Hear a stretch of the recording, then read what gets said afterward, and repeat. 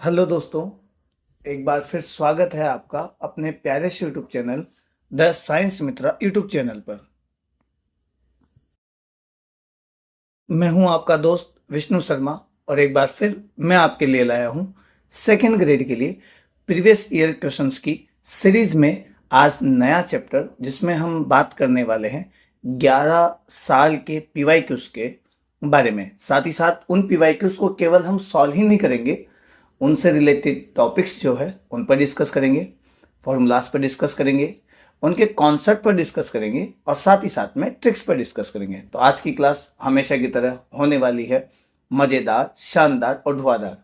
तो लास्ट तक बने रहिएगा और यदि क्लास अच्छी लगे, मजा आए, कॉन्सेप्ट आपको समझ में आए, फिजिक्स आपको आसान लगने लगे तो वीडियो को लाइक जरूर करिएगा और साथ ही साथ में अपने दोस्तों को शेयर जरूर करिएगा। चलिए, संभव है कि आज की क्लास में हम दो चैप्टर एक साथ कवरअप करने वाले हैं। उसकी वजह यह है कि दोनों ही चैप्टर एक दूसरे से जुड़े हुए हैं। इसलिए तो आज की जो क्लास होगी उसमें हम बात करेंगे गति के नियम के बारे में। गति के नियम वाला चैप्टर पढ़ेंगे जिसमें हम पढ़ेंगे बल के बारे में। टोटल ये चैप्टर आपको पता होगा फोर्स पर डिपेंड करता है, बल पर डिपेंड करता है, मतलब पूरा वो जो चैप्टर बल पर बेस्ड है ना। उसी तरीके से इसी फोर्स को हम थोड़ा सा आगे पढ़े तो हम पढ़ेंगे वर्क के बारे में, एनर्जी के बारे में एंड पावर के बारे में। तो दोनों ही चैप्टर एक दूसरे पर बेस्ड है, दोनों ही चैप्टर एक दूसरे से रिलेटिव है।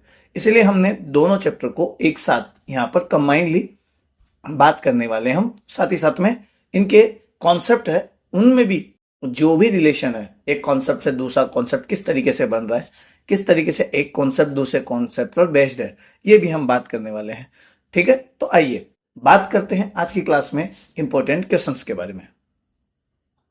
दोस्तों, आज के वीडियो में फिर हम हमेशा की तरह बात करने वाले वापस इंपॉर्टेंट क्वेश्चंस के बारे में, जिसमें हम बात करते हैं पीवाईक्यूज के बारे में, साथ ही साथ में बात करेंगे कॉन्सेप्ट के बारे में और साथ ही साथ में बात करेंगे ट्रिक्स के बारे में।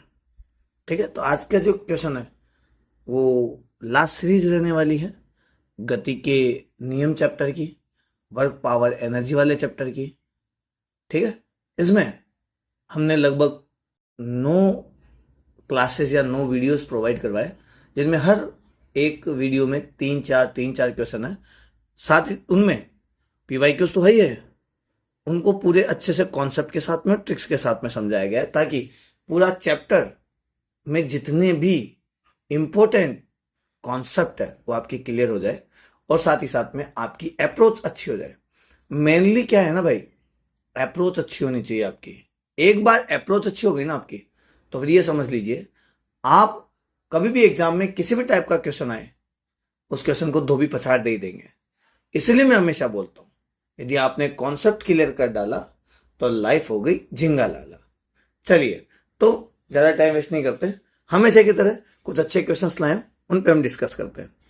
देखिए, सवाल ये कह रहा है कि 5 किलो की एक वस्तु x के अनुदिश चल सकती है। इस पर धनात्मक x दिशा में एक बल लग रहा है, x दिशा में कोई बल लग रहा होगा। f का समय t के फलन के रूप में ग्राफ दर्शाया गया है। समय जिसके लिए बल आरोपित है में वस्तु के वेग में परिवर्तन हमें चाहिए। अभी मैं आपको एक चीज समझाता हूं। जो ग्राफ है ना वो बल f और t के साथ में है, f और t के साथ में। अब समझिए मैं आपको जो समझाना चाह रहा हूं, एक चीज होती है इम्पल्स। एक्चुअली इसे आवेग कहा जाता है। क्या कहा जाता है? आवेग। आवेग जो होता है ना वो संवेग में परिवर्तन के बराबर आता है। संवेग में परिवर्तन, तो संवेग में परिवर्तन को मैं लिख सकता हूं P2 माइनस P1, अंतिम संवेग माइनस प्रारंभिक संवेग, final momentum minus initial momentum. एक चीज और बताता हूं मैं आपको, देखो मुझे चाहिए संवेग में परिवर्तन। एक बात मैं आपको बताऊं, जब भी संवेग में परिवर्तन होगा ना भाई, जब भी संवेग में परिवर्तन होगा ना, संवेग में परिवर्तन की दर जब भी आएगा, टाइम का डिवाइड लग जाएगा, यानी the rate of change of momentum. ठीक है, मोमेंटम में चेंज होने की जो रेट है वो हमेशा फोर्स के बराबर होती है। मुझे चाहिए संवेग में परिवर्तन यानी मोमेंटम में चेंज P2 माइनस P1, जिसको मैं डीपी भी लिख सकता हूं। तो एक्चुअली मुझे डीपी चाहिए, तो आप समझ ही गए होंगे, डीपी को मैं लिख सकता हूं एफ डी टी। यदि मैं इस साइड में इंटीग्रेशन कर दूं दोनों साइड, तो डीपी की वैल्यू कहीं ना कहीं इंटीग्रेशन एफ डी टी के बराबर आ जाएगी। अभी मैं बताता हूं ये कहानी क्यों बताई जा रही है आपको। ये जो डीपी है, डीपी का मतलब होता है संवेग में परिवर्तन, इसका मतलब इंपल्स भी तो होता है, आवेग। अब ये आवेग क्या होता है, देखिए मैं आपको एक चीज समझाता हूं। ये आपकी एक दीवार है, ये एक गेंद है। जब इस गेंद को आप मारते हैं वी वेग से, तो गेंद यहां पर जाती है और कुछ क्षण के लिए इस दीवार के पास में रुक जाती है, चिपक जाती है, और इसका वेग हो जाता है 0। जब यहां पर वेग था तो इसका मोमेंटम था p, संवेग था p, क्योंकि p का फॉर्मूला होता है mv। जब यहां पर वेग 0 हो गया तो संवेग भी हो गया 0। देखो पहले संवेग था, बाद में संवेग नहीं है, यानी संवेग में परिवर्तन हो गया। संवेग में परिवर्तन होता ही आवेग कहलाता है, संवेग में परिवर्तन होता ही आवेग या इंपल्स कहलाता है। अब सवाल ये होता है कि दिखता कहां है। देखो आवेग एक तरह की प्रक्रिया है जिसमें संवेग में परिवर्तन होता है, और ये जो आवेग है ना, ये उत्पन्न करता है आवेगी बल। क्या उत्पन्न करता है? आवेगी बल। ये सडन होते हैं, ये सडन यानी अचानक पैदा होते हैं, और कुछ पल के लिए होते हैं, कुछ क्षण। लेकिन इस दुनिया में इस समय के लिए, इस कुछ क्षण के लिए ये सबसे ज्यादा शक्तिशाली होते हैं। ठीक है, अब देखो क्या होगा, मैं आपको जो समझाना चाह रहा हूं यहां से दिखेगा आपको। वेग 0 हो गया, मोमेंटम 0 हो गया, मोमेंटम 0 हुआ, इसका मतलब आवेग पैदा हो गया। आवेग क्या करेगा? एक बल पैदा करेगा, और वो बल कहां से पैदा होगा? इस दीवार से पैदा होगा, और ये दीवार इस गेंद को वापस पीछे की ओर धक्का देगी। धक्का देगी तो ये गेंद वापस पीछे की ओर भागेगी। इस गेंद के ऊपर जो बल लगा ना भाई, वही है आपका आवेगी बल। ये किसकी वजह से पैदा हुआ? ये संवेग में परिवर्तन की वजह से पैदा हुआ, यानी मोमेंटम में चेंज हुआ। और इसमें मैं टाइम का डिवाइड दे देता हूं, तो एक बल पैदा होता है। ठीक है, अब आप कह सकते हो कि एक्सटर्नल बल यानी बाह्य फोर्स लगाने पर संवेग में परिवर्तन होता है, या संवेग में परिवर्तन होने से एक बल पैदा होता है जिसका नाम मैं आवेगी बल भी कह सकता हूं। गेंद के मोमेंटम में चेंज होने से गेंद पे एक फोर्स लगा, और लगाने वाला कौन था? दीवार, क्योंकि इसी ने इसका संवेग बदला था, और इसी वजह से गेंद वापस पीछे की ओर जाती है। ठीक है, कुछ ऐसी घटनाएं होती है। हम सवाल पे डिस्कस करते हैं। देखो ये सारी वजह बताने की थी। क्या क्यों बता रहा हूं मैं बता रहा हूं इस वजह से। देखो यहां पर मुझे आवेग समझना है, मैं लिख देता हूं आवेग। आवेग जो होता है वो एफ डी टी होता है, और आवेग का मतलब संवेग में परिवर्तन भी होता है। तो मैं कहीं ना कहीं ऐसे लिख सकता हूं कि बेटा जी संवेग में परिवर्तन जो होगा वो समाकलन इंटीग्रेशन एफ डी टी होगा। समाकलन का एक मतलब होता है, समाकलन का मतलब होता है क्षेत्रफल। किसका क्षेत्रफल? ग्राफ का क्षेत्रफल। अब वो ग्राफ किस किस के बीच में बनना चाहिए? ग्राफ बनना चाहिए एफ और टी के बीच में। तो कहीं ना कहीं मैं यहां पे लिख देता हूं डीपी, यानी संवेग में परिवर्तन को मैं लिख सकता हूं एफ टी ग्राफ का क्षेत्रफल। संवेग में परिवर्तन होगा वो एफ टी ग्राफ के क्षेत्रफल के बराबर होगा। ठीक है, थोड़ा ऊपर चलते, देखिए आई मेरी बात समझ में। अभी देखो मुझे एफ टी ग्राफ का क्षेत्रफल चाहिए, तो ग्राफ मेरा जो है वो यहां तक का है, यही तो है मेरा ग्राफ, यही एफ और टी के बीच का ग्राफ है। एफ और टी, यहाँ पे टी सेकंड में है, येलो टी। मुझे इसका ग्राफ का एरिया चाहिए, डीपी यहां पे लिख देता हूं संवेग में परिवर्तन। डीपी बराबर, बाद में लिखूंगा जो भी चाहिए मुझे, डीपी यानी संवेग में परिवर्तन। ये ग्राफ का क्षेत्रफल, ग्राफ में कौन बन रहा है? देखो त्रिभुज बन रहा, एक ट्राइंगल बन रहा, और ट्राइंगल का फॉर्मूला होता है 1/2 इंटू आधार इंटू ऊंचाई। संवेग में परिवर्तन 1/2, आधार में कौन है? देखो आधार है यहां से यहां तक, 1 से लेके 3 तक, तो आधार हो गया 2, 3 में से 1 गया तो 2, 3 में से 1 गया तो 2। ऊंचाई देखो, ऊंचाई 0 से लेके 4 तक है भाई, तो ऊंचाई है 4, 2 से 2 काट दिया, और संवेग में परिवर्तन हो गया 4। संवेग में जो परिवर्तन होता है उसको मैं लिख सकता हूं, यहां पे देखो संवेग में जो परिवर्तन है उसको मैं ये भी तो लिख सकता हूं, अंतिम संवेग माइनस प्रारंभिक संवेग, जो कितना आ रहा है 4।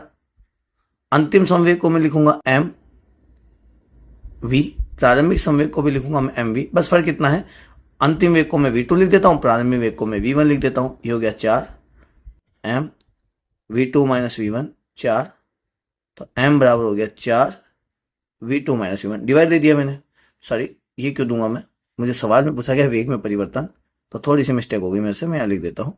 मुझे वेग में परिवर्तन पूछा गया तो मैं लिखूंगा 4/m, 4 की जगह 4।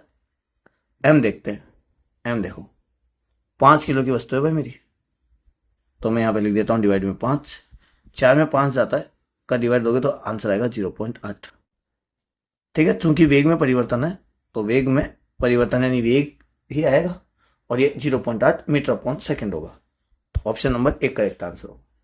अब ये सवाल तभी कर पाएंगे आप जब आपके ये कॉन्सेप्ट क्लियर होंगे, ये बातें आपको समझ में आएगी। यदि ये नहीं आ रही तो फिर आप नहीं कर पाएंगे, या कॉन्सेप्ट क्लियर नहीं होंगे तो आप नहीं कर पाएंगे। इसलिए मैं कहता हूं, यदि आपने प्रीवियस क्लासेस नहीं देखी है तो पहले प्रीवियस क्लासेस आप देखिए। अपना जो 11th के शुरू के 5-6 चैप्टर है ना, वो मजबूत करके जाइए, उसमें आपका आधा पेपर सॉल्व होने वाला है। ठीक है, चलिए नेक्स्ट क्वेश्चन पे चलते हैं। हमेशा की तरह फिर वही कॉन्सेप्ट पे बात करेंगे। देखो सवाल क्या है, सवाल है स्प्रिंग का। स्प्रिंग के बारे में मैं पहले भी काफी कुछ बता चुका हूं। ठीक है, पूरा कॉन्सेप्ट बताया, तो प्रीवियस क्लासेस देखिए भाई, और मजा आए तो शेयर जरूर करिएगा। सवाल देखिए, एक पिंड से जुड़ी किसी स्प्रिंग को विराम अवस्था से 10 सेंटीमीटर तक खींचा जाता है। विराम अवस्था से कहां तक खींच रहे हो? 10 सेंटीमीटर तक। जब इसका विस्तार 5 सेंटीमीटर रहता है तो पिंड की गतिज ऊर्जा और स्थितिज ऊर्जा का अनुपात निकालना है आपको। पिंड की गतिज ऊर्जा और स्थितिज ऊर्जा का अनुपात निकालना है। ठीक है, एक स्प्रिंग है, मैं देखो डायग्राम बनाता हूं। ये मेरे पास एक स्प्रिंग है, मैं यहां पे इसको ऐसे से दीवार से लगा देता हूं। अब ये अपनी जगह पे रुकी हुई है। जिस जगह पर ये रुकी होती है उसे माध्य अवस्था कहते हैं। अपन क्या बोलते हैं भाई, इसकी लेंथ में कोई चेंज नहीं हुआ। आपने क्या किया, इस स्प्रिंग को थोड़ा खींच दिया और खींच के यहां तक लंबा कर दिया। कितना सेंटीमीटर हुआ? 10 सेंटीमीटर। ठीक है, जब भी आप स्प्रिंग को खींचते हैं तो स्प्रिंग के अंदर जो कुल ऊर्जा होती है वो स्थितिज ऊर्जा के रूप में होती है, क्योंकि खींचने के बाद स्प्रिंग रुक जाती है और रुकने पर इसका वेग हो जाता है 0 और गतिज ऊर्जा इसकी हो जाती है 0। केवल कुल ऊर्जा जो रहती है वो स्थितिज ऊर्जा के रूप में रहती है, और इसका फॉर्मूला होता है हाफ kx²। कितना होता है? Half kx²। मेरी बात समझ लेना आप, मैं यहां पे पूरा एकदम लिख रहा हूं। ठीक है, ये मेरी कुल ऊर्जा हो गई। कुल ऊर्जा कहां पर? इस मैक्सिमम वाले पॉइंट पे। ठीक है, अब देखो इस स्प्रिंग को, और मैं यहां पे वापस बना रहा हूं डायग्राम, यहां बना देता हूं। ये इसकी मेन पोजीशन है, मतलब जहां पे आपने ढीला छोड़ा था। 5 सेंटीमीटर दूरी पर, कितने सेंटीमीटर? 5 सेंटीमीटर पर, यानी अधिकतम विस्थापन से थोड़ा पीछे, कहीं यहां पे 5 सेंटीमीटर यहीं ले लेता हूं मैं। 5 सेंटीमीटर दूरी पर, अब मान लो ये स्प्रिंग को आपने खींच के छोड़ा हुआ तो ये पीछे की साइड आ रही होगी, तो ये चल रही होगी। चल रही होगी तो अब की बार कुल ऊर्जा में 2 तरह की ऊर्जा आएगी, स्थितिज ऊर्जा और गतिज ऊर्जा। स्थितिज ऊर्जा और गतिज ऊर्जा। गतिज ऊर्जा बराबर होगी कुल ऊर्जा माइनस स्थितिज ऊर्जा। कुल ऊर्जा माइनस स्थितिज ऊर्जा। अभी आप एक बात समझिए, जो स्प्रिंग फोर्स होता है ना भाई, स्प्रिंग बल, वो संरक्षी बल होता है। कौन सा बल होता है? संरक्षी बल, यानी कंजर्वेटिव फोर्स। कौन सा फोर्स होता है? Conservative force. इसकी एक खास बात है, यह बल कुल ऊर्जा को हमेशा कांस्टेंट बनाए रखता है। कुल ऊर्जा को हमेशा क्या करता है? कांस्टेंट बनाए रखता है। और कुल ऊर्जा 2 टाइप की ऊर्जा से बनती है, गतिज ऊर्जा प्लस स्थितिज ऊर्जा। तो यदि गतिज ऊर्जा बढ़ेगी, गतिज ऊर्जा बढ़ेगी तो स्थितिज ऊर्जा को घटना पड़ेगा, और गतिज ऊर्जा घटेगी तो स्थितिज ऊर्जा को बढ़ना पड़ेगा। लेकिन फिर भी कुल ऊर्जा दोनों का योग हमेशा क्या रहेगा? कांस्टेंट रहेगा। अब यहां पे समझिए आप, पहले केस में गति, आपका जो वेग था ना भाई, वेग वो 0 था, तो गतिज ऊर्जा भी कितनी हो गई? 0। बट पूरी ऊर्जा किस रूप में संचित हो गई? स्थितिज में। अभी देखो, जब ये आपने इसको यहां से छोड़ा, फुल यहां पे था, यहां से छोड़ा तो ये पीछे की ओर आया होगा, 5 सेंटीमीटर पे आया, तो स्प्रिंग अपने आप को खींच रही थी, तो स्प्रिंग कहीं ना कहीं गति में थी, मोशन में थी, सिकुड़ रही थी ना, चल रही थी। अब ये थोड़ी खिंची हुई भी है और चल भी रही है, तो यहाँ पे 2 टाइप की एनर्जी हुई। कुल ऊर्जा, उसमें आ गई गतिज ऊर्जा प्लस स्थितिज ऊर्जा। मुझे गतिज ऊर्जा पता ही नहीं कितनी है, क्योंकि वेग नहीं पता कितनी स्पीड से वो पीछे की ओर खिंचती हुई आ रही है, तो मैंने गतिज ऊर्जा बराबर लिख दी कुल ऊर्जा माइनस स्थितिज ऊर्जा। क्योंकि कुल ऊर्जा हमेशा फिक्स होती है, तो कुल ऊर्जा वही है जो पहले थी, ये वाली। कुल ऊर्जा को मैं लिख देता हूं हाफ kx²।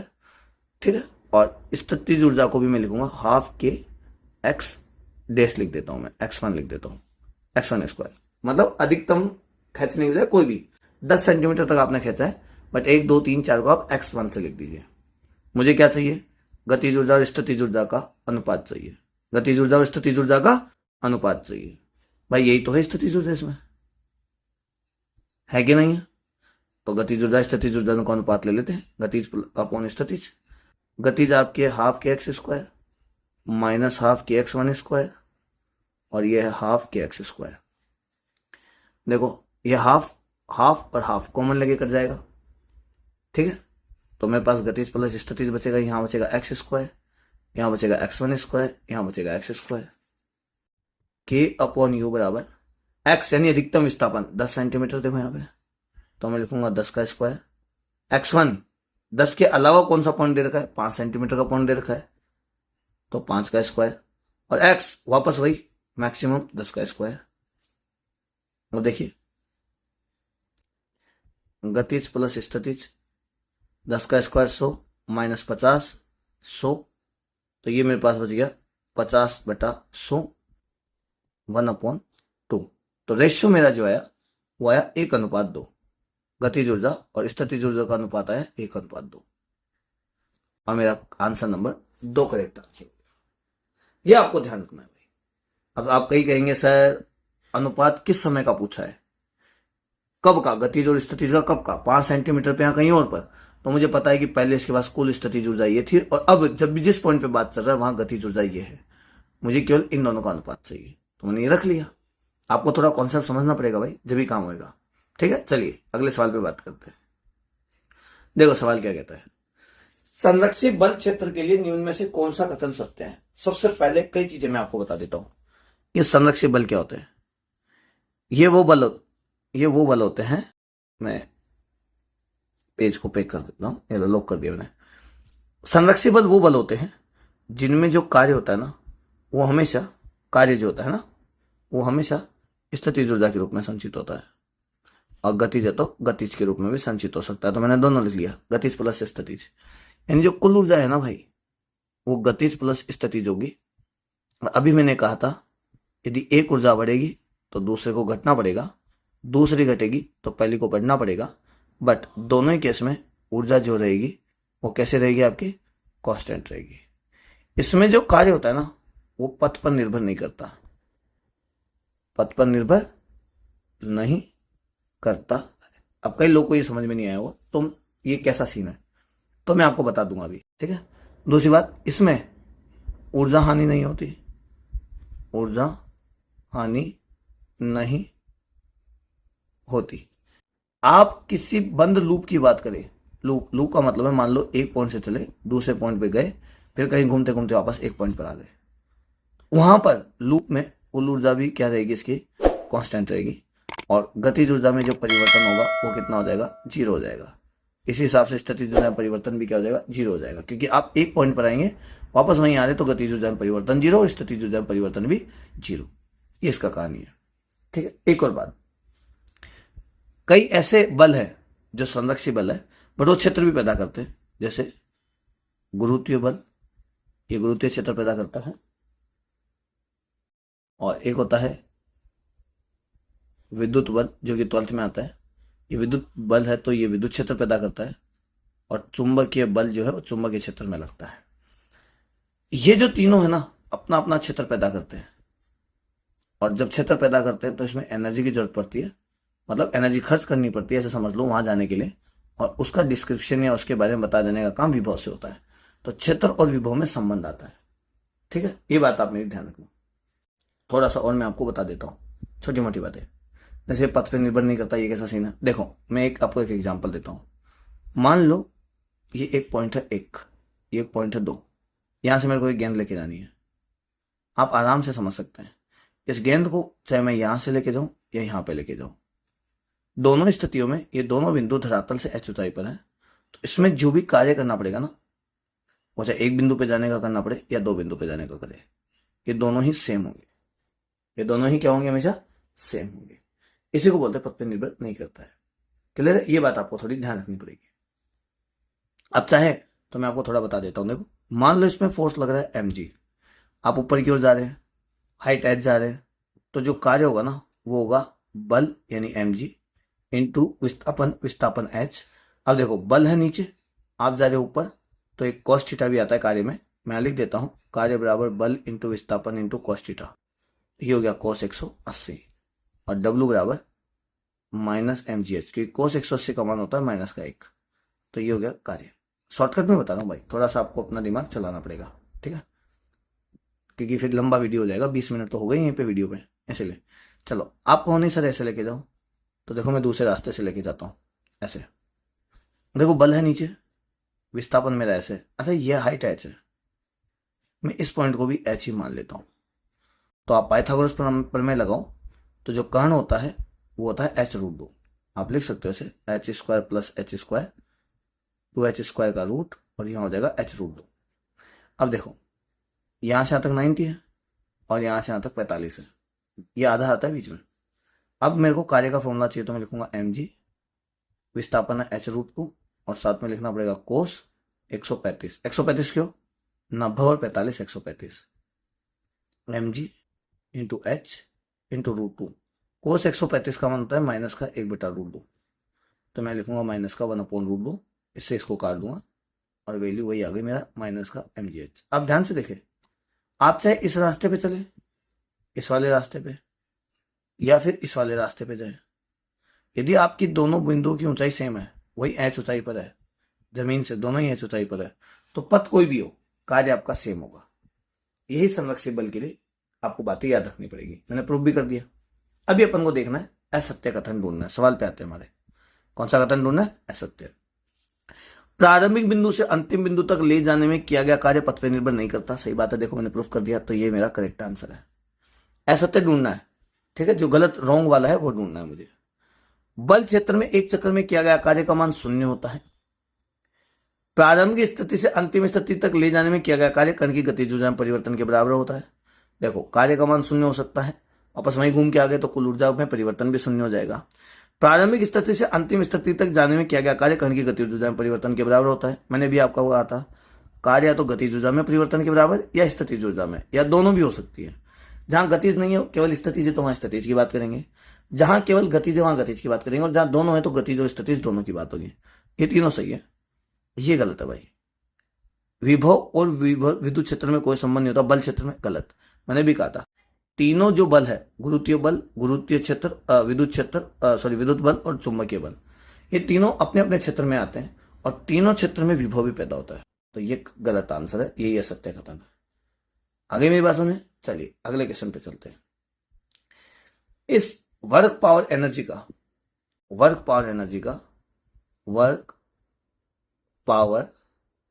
एनर्जी और साथ ही साथ में न्यूटन्स लॉ ऑफ मोशन के जो 11 साल के पीवाईक्यू से ना, उनका ये लास्ट पीवाईक्यू है, और ये हमारी इस दोनों चैप्टर की लास्ट क्लास है। अच्छा, इसमें मैंने एक चैप्टर कॉलिजन यानी टक्कर भी शामिल कर लिया है, क्योंकि ये तीनों चैप्टर आपस में जुड़े हुए हैं। ठीक है, नेक्स्ट क्लास जो आपको मिलने वाली है वो एक ही क्लास मिलेगी, केवल एक ही टॉपिक पे मिलेगी, और वो होगी आपकी प्रोजेक्टाइल मोशन। इसी में आपको कॉन्सेप्ट मिलेगा पहले, ठीक है, एक क्लास आपकी कॉन्सेप्ट की होगी, और इसी में फिर आपको मिलेंगे पीवाईक्यूज। आगे मेरी बात सुने, चलिए। तो आपको हमारी क्लासेस अच्छी लग रही है, मजा आ रहा है, तो हमारे वीडियो को लाइक करिए, शेयर करना मत भूलिए। एग्जाम आपके करीब आ रहे हैं, तो गुड लक, बेस्ट विशेष हमारी तरफ से कि आपके कॉन्सेप्ट क्लियर हो, फिजिक्स की वजह से आपका पेपर ना रुके।